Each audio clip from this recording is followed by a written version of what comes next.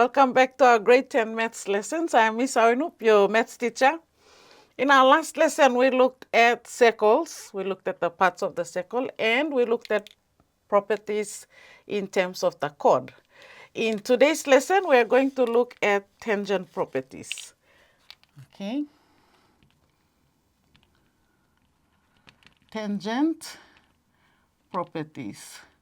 Now, if you will recall, parts of the circle, all right? Here's our circle, all right? Our tangent is a line that is drawn, okay? A line that is drawn on the outside of the circle but touches the circumference at any point.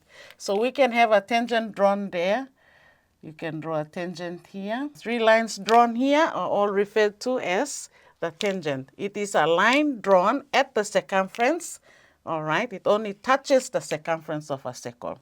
So properties that we are going to look today, okay, in terms of the tangent drawn on the circle, there are 2 properties, okay? Property number 1, and we're going to draw the diagram so that you can see clearly, okay? So this marks the center of the circle.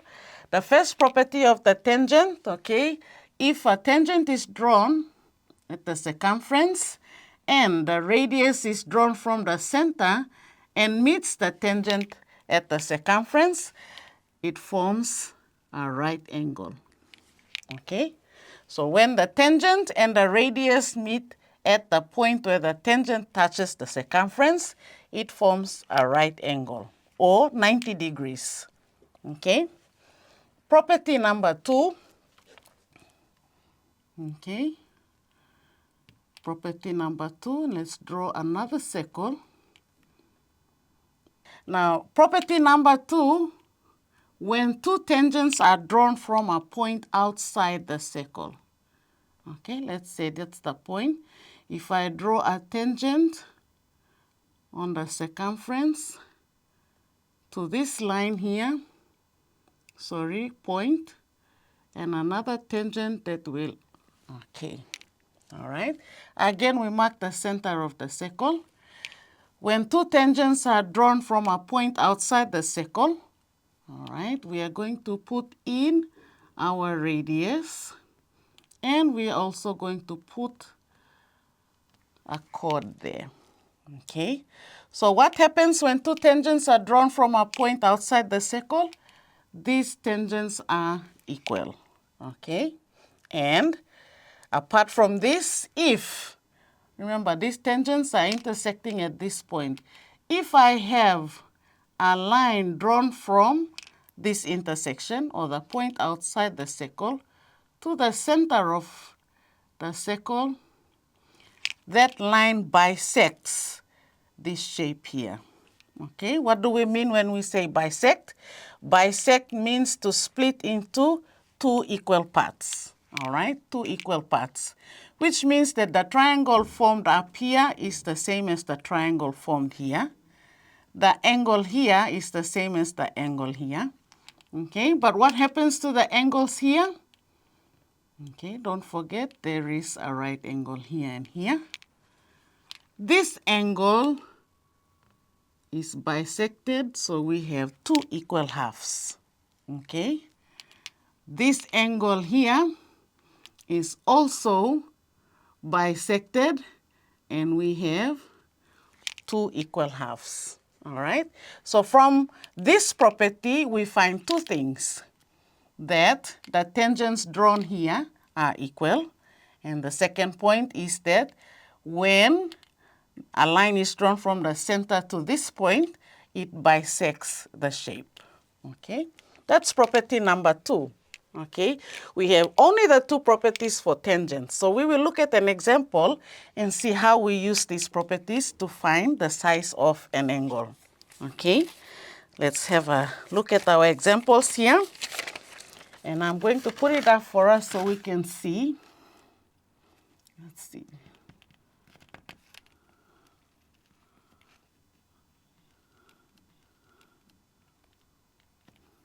All right, so we're going to draw in our radius. And we know that that's forming a right angle. at the circumference. We are also going to draw a line from the center to the point outside of the circle. Okay, now, given that the angle here at the center is 110 degrees, okay, what is the value of A here? Or what is the size of the angle here represented by A? Now, we've already put in our right angle. According to property number 1, the radius and the tangent will form a right angle at the circumference. Okay, so in order to find A, I'm going to use the angle sum of a triangle, which is 180 degrees. Okay, so in order to find A is equal to 180 degrees subtract, okay, 90 degrees plus, let's go back to our diagram. What is the value of this angle here? Remember that this line bisects this angle. So bisecting means splitting in half. So let's see, 110 divided by 2 will give us 55 degrees, which means this angle here from this point to this point is 55 degrees. Okay, so A is equal to 90 plus half of 110, 55. Okay, 180 plus, minus 145 will give us 35 degrees. Now what is 35 degrees comes from this value here. A is equal to 35 degrees. We've used the angle sum of a triangle to find A. All right. Now, this is when we have tangents drawn on its own on a circle. We've looked at chords drawn on the circle. What if we have both chords and tangents together on one circle? And we're going to look at 2 additional properties for the tangent and the chord. Okay, so let's look at property number 3. Okay.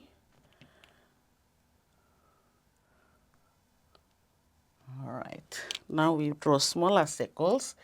The center of the circle here, we have a tangent at this point, okay, and I will put in one radius here and radius there, connected by a chord. Okay, connected by a chord. All right. In the next property, we see the chord and the tangent together on one circle. What happens here is the angle between the chord and the tangent is half the angle formed at the center. Okay, so indicated by 2 strokes here, this angle is twice the angle at the circumference. Okay, that's property number 3. Property number 4, okay, again, we draw in the tangent. There we go. All right, now we're going to name this. Oh, we won't give it a name. Okay, let's see. So we have 3 chords and a tangent. What happens in this case now is that the angle here at the circumference, all right, which is between the chord and the tangent, is equal to the angle opposite the same chord. So this angle is opposite this chord, so those are the angles that are equal. Okay, the angle between the tangent and the chord on this side is also equal to the angle between or opposite the same chord. Okay, so that's property number 4 when we have tangent and chord on the same circle, all right? Now, let's look at one last example, and then we will move on from there, okay? So, we have example number 2. All right, let's see. Okay, y, t, x. And these points here are A and B.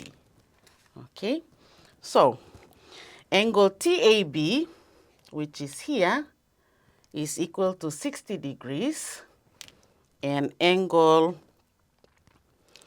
XTB here is 80 degrees. Right. Given these two values here, we are going to find angle,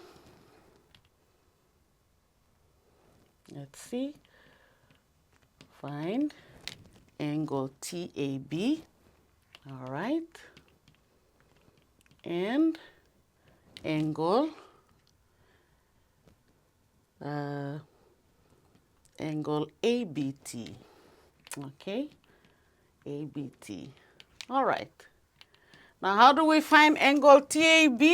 According to the property here, this angle TAB is equal to 80 degrees because it is opposite this chord here. All right. So this angle is also 80 degrees.